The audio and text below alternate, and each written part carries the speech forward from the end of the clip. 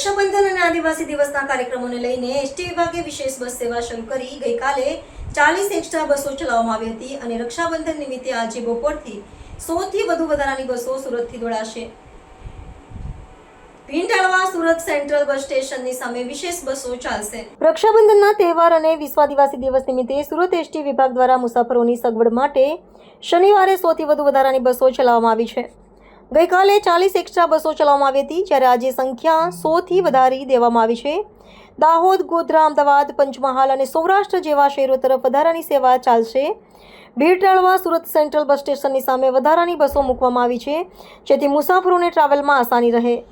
સ્થાનિય ST વિભાગના અધિકારીએ જણાવ્યું હતું કે તહેવારી સિઝનમાં મુસાફરોની માંગને ધ્યાનમાં લઈને અમે વધારાની સેવાઓ શરૂ કરી છે। લોકોને સુગમ પરિવહન મળે એની ખાતરી આપવામાં આવી છે। પીવી ગુર્જર વિભાગીય નિયામક સુરત।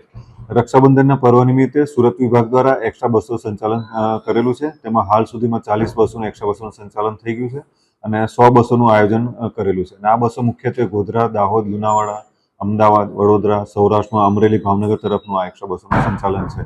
આ એક્સ્ટ્રા બસો સુરતના main bus station Surat CBS ઉપરથી આ એક્સ્ટ્રા બસોનું સંચાલન થઈ રહ્યું છે। ગયા વખતે 110 બસોનું સંચાલન થયું હતું। આ વખતે અમે 150 બસોનું આયોજન કરેલું છે।